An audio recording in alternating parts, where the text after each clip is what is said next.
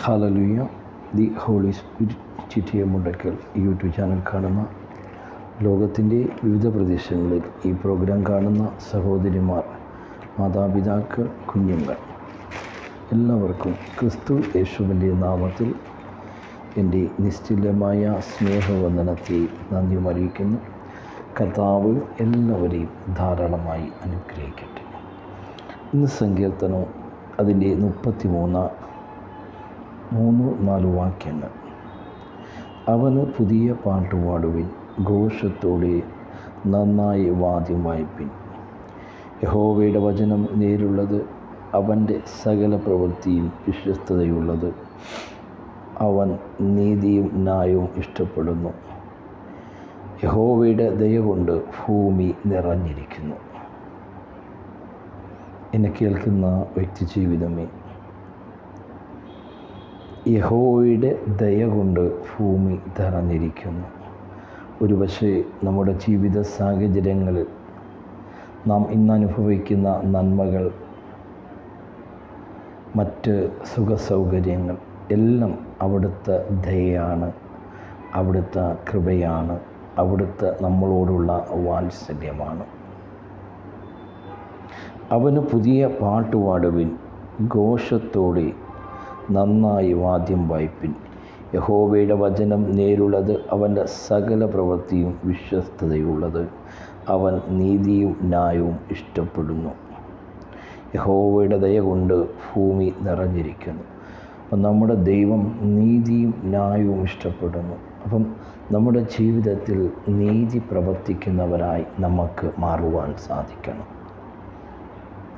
ലോകനീതിയുണ്ട്, ദൈവത്തിൻ്റെ നീതിയുണ്ട്. മറ്റൊരുവരിലും രക്ഷയില്ല. ആകാശത്തിൻ്റെ കീഴിൽ മനുഷ്യരുടെ ഏകനാമം യേശു ക്രിസ്തു എന്നുള്ള ഏകനാമത്തിലൂടെ മാത്രമേ നമുക്ക് രക്ഷ പ്രാപിക്കുവാൻ സാധിക്കത്തുള്ളൂ. മറ്റൊരുവനിലും രക്ഷയതില്ല, യേശുവിലല്ലാതെ ഏകരക്ഷകനവനല്ലോ. യേശുവിലുള്ളൊരു വിശ്വാസത്താൽ രക്ഷ വരിച്ചിടാം, നിത്യരക്ഷ വരിച്ചിടാം. ആകാശത്തിൻ കീഴിൽ വേറൊരു നാമമില്ലല്ലോ, യേശുനാമമല്ലാതെ, യേശുനാമമല്ലാതെ മറ്റൊരുവനിലും രക്ഷയതില്ല, യേശുവിലല്ലാതെ ഏകരക്ഷകനവനല്ലോ. യേശുവിലുള്ളൊരു വിശ്വാസത്താൽ രക്ഷ വരിച്ചിടാം, നിത്യരക്ഷ വരിച്ചിടാം. എന്നെ കേൾക്കുന്ന പ്രിയ സഹോദരന്മാരെ, മാതാപിതാക്കളെ, ആകാശത്തിൻ്റെ ഭൂമിയിലെ മധ്യേ ഏകനാമം മനുഷ്യരുടെ ഇടയിൽ വിളിക്കുവാൻ ഏകനാമം ആ ക്രിസ്തുവിൽ,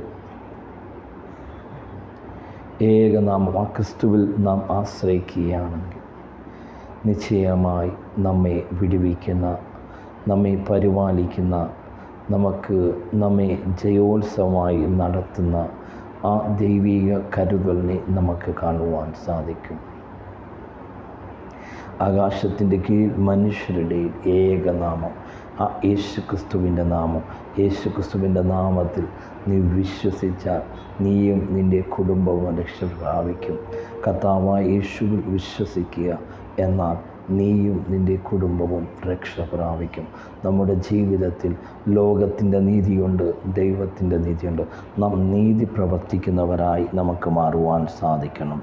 യഹോവയുടെ വചനം നേരുള്ളത്, അവൻ്റെ സകല പ്രവൃത്തിയും വിശ്വസ്തതയുള്ളത്. അവൻ നീതിയും ന്യായവും ഇഷ്ടപ്പെടുന്നു. യഹോവയുടെ ദയ കൊണ്ട് ഭൂമി നിറഞ്ഞിരിക്കുന്നു. അപ്പോൾ യഹോവയുടെ ദയ കൊണ്ട് ഭൂമി നിറഞ്ഞിരിക്കുന്നു. അപ്പോൾ ദൈവത്തിൻ്റെ ദയയും കാരുണ്യം കൊണ്ടാണ് ഈ ഭൂമി നിറഞ്ഞിരിക്കുന്നത്. അപ്പം നാം നീതി പ്രവർത്തിക്കുന്നവരായി നമുക്ക് സാധിക്കണം. അതിന് ദൈവത്തിൻ്റെ നീതി, സഹോദരന്മാരെ അവൻ രക്ഷിക്കപ്പെടണമെന്ന് തന്നെ എൻ്റെ ഹൃദയത്തിൻ്റെ വാഞ്ചയും അവർക്ക് വേണ്ടി ദൈവത്തോടുള്ള യാചനയുമാകുന്നു.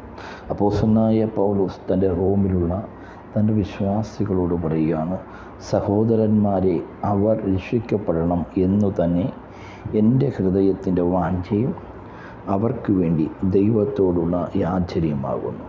അവർ പരിജ്ഞാനപ്രകാരമില്ലെങ്കിലും ദൈവത്തെ സംബന്ധിച്ച് എരിവുള്ളവർ എന്ന് ഞാൻ അവർക്ക് സാക്ഷ്യം പറയുന്നു.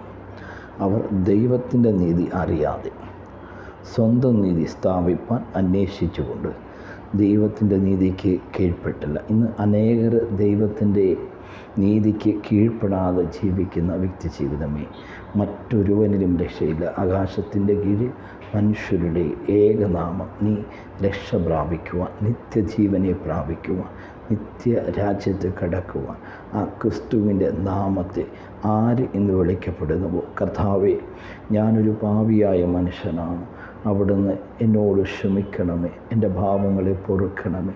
കർത്താവേ, ഞാൻ മരിക്കേണ്ടിടത്ത്, ഞാൻ തകർക്കപ്പെടടുത്ത് അവിടുന്ന് എൻ്റെ പാപത്തിന് വേണ്ടി 2025 വർഷം മുന്നേ ക്രൂശിതനായ കർത്താവേ, അങ്ങേ ഞാൻ വിശ്വസിക്കുന്നുവെന്ന് ആര് ഏറ്റുപറയുന്നുവോ അവർ രക്ഷയുടെ അനുഭവത്തിലേക്ക് കടന്നു വരും.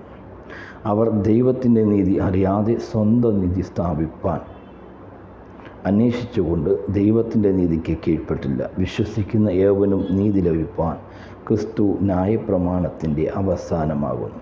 ന്യായപ്രമാണത്തിലുള്ള നീതി സംബന്ധിച്ച് അത് ചെയ്ത മനുഷ്യൻ അതിനാൽ ജീവിക്കും എന്ന് മോശ എഴുതിയിരിക്കുന്നുവല്ലോ. വിശ്വാസത്തിലുള്ള നീതിയോ ഇവണ്ണം പറയുന്നു, ക്രിസ്തുവിനെ ഇറക്കണമെന്ന് വിചാരിച്ച് ആർ സ്വർഗത്തിൽ കയറുമെന്നോ, ക്രിസ്തുവിനെ മരിച്ചവരുടെ ഇടയിൽ നിന്നും കയറ്റണമെന്ന് വിചാരിച്ച് ആർ പാതാളത്തിൽ ഇറങ്ങുമെന്നോ നിൻ്റെ ഹൃദയത്തിൽ പറയരുത്. എന്നാൽ അത് എന്തു പറയുന്നു?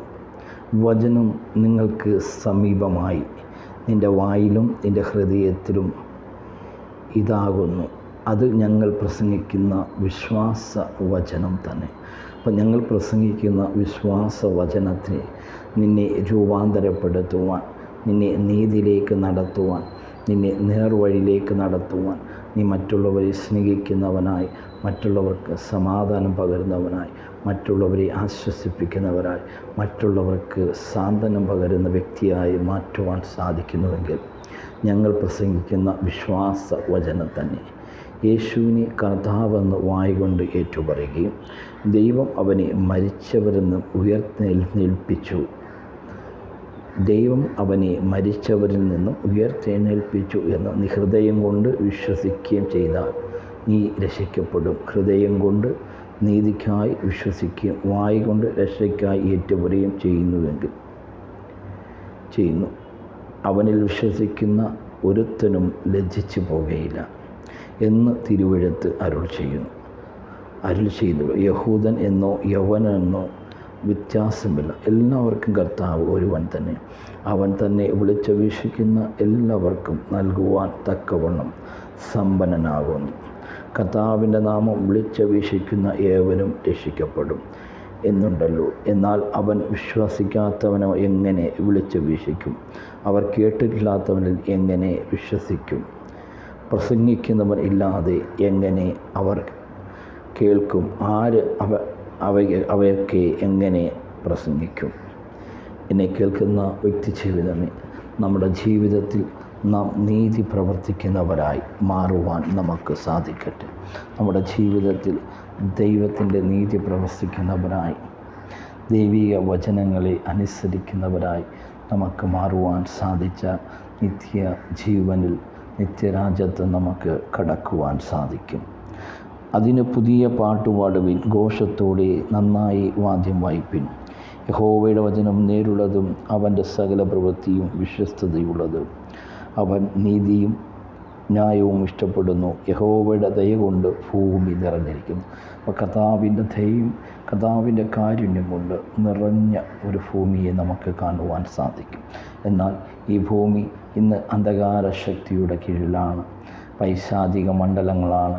എന്നാൽ ഇതിൽ നിന്ന് നമുക്ക് ഒരു മോചനം നേടുവാൻ ആകാശത്തിൻ്റെ കീഴിൽ മനുഷ്യരുടെ ഇടയിൽ ഏകനാമം, ആ യേശു ക്രിസ്തുവിൻ്റെ നാമം. കർത്താവേ, എന്നെ രക്ഷിക്കണമേ ഒന്ന് ആര് ഇരിക്കുന്നിടത്ത് ഉറക്കെ ഒന്ന് പറയുമ്പോൾ, കർത്താവേ, അങ്ങ് എൻ്റെ പാപങ്ങൾക്ക് വേണ്ടി അങ്ങ് മരിച്ചു, തകർക്കപ്പെട്ടു, നിന്ദിതനായി പീഡകൾ അനുഭവിച്ചു. കർത്താവേ, ഞാൻ വിശ്വസിക്കുന്നു. കർത്താവേ, അങ്ങ് എൻ്റെ രക്ഷകനും നാഥനുമായി ഞാൻ അങ്ങേ സ്വീകരിക്കുന്നു. എൻ്റെ പാപങ്ങൾക്ക് വേണ്ടി അവിടുന്ന് മരിച്ചു, ഉയർത്തെഴുന്നേറ്റു, 3-ാം ദിവസം എഴുന്നേറ്റു, സ്വർഗാരോഹണം ചെയ്തു പിതാവിൻ്റെ വലതുഭാഗത്തിന്. കർത്താവെ, വീണ്ടും ഞങ്ങളെ ചേർത്ത് കൊള്ളാൻ അവിടുന്ന് വരുമെന്ന് ആര് വിശ്വസിക്കുന്നുവോ, ആര് വായി കൊണ്ട് ഏറ്റു പറയുന്നു, അവർ രക്ഷയുടെ അനുഭവത്തിലേക്ക് കടന്നു വരും. അതാണ് ദൈവത്തിൻ്റെ നീതി. അവൻ നീതിയും ന്യായവും ഇഷ്ടപ്പെടുന്നു. യഹോവയുടെ ദയ കൊണ്ട് ഭൂമി നിറഞ്ഞിരിക്കുന്നു. അപ്പം നമ്മുടെ ജീവിതത്തിൽ ഒരു നിറവിൻ്റെ അവസ്ഥയിലേക്ക് കടന്നു വരണമെങ്കിൽ നാം നീതി പ്രവർത്തിക്കുന്നവരായി, ദൈവത്തിൻ്റെ വചനത്തെ അനുസരിക്കുന്നവരായി നമുക്ക് മാറുവാൻ സാധിക്കട്ടെ. ഈ വചനമുഖാന്തരം കർത്താവ് നിങ്ങളെ ധാരാളമായി അനുഗ്രഹിക്കട്ടെ. മഹാപരിശുദ്ധനും സ്വർഗ്ഗപിതാവേ, അവിടുത്തെ വചനമായി കേട്ട എല്ലാ വ്യക്തി ജീവിതങ്ങളിൽ ദൈവത്തിൻ്റെ നീതി പ്രവർത്തിക്കുന്നവരായി, മറ്റൊരുവനിലും രക്ഷയിൽ, ആകാശത്തിൻ്റെ കീഴിൽ മനുഷ്യരുടെ ഇടയിൽ ഏകനാമം യേശുവിൻ്റെ നാമമല്ലാതെ മറ്റൊരുവനിലും രക്ഷ പ്രാപിക്കുവാൻ, അതേ നിത്യതയിലേക്ക് പോകുവാൻ മറ്റൊരു നാമത്തിനും സാധ്യമല്ല. ആ കർത്താവ് ഇന്ന് കേൾക്കുന്ന വചനം അനേകർ ക്രിസ്തുവിനെ ധരിക്കുന്നവരായി, ക്രിസ്തുവിനെ ഏറ്റെടുക്കുന്നവരായി മാറുവാനായിട്ട്, അതിന് വിരുദ്ധമായി പൊങ്ങുന്ന ഇരുട്ടിൻ്റെ പാതാള ശക്തികളെ ശാസിക്കുന്നു, ജനത്തെ അനുഗ്രഹിക്കുന്നു. യേശുവിൻ നാമത്തിൽ പിതാവേ, ആമേൻ. God bless you. ഈ വചന മുഖാന്തരം കർത്താവ് ധാരാളമായി അനുഗ്രഹിക്കട്ടെ.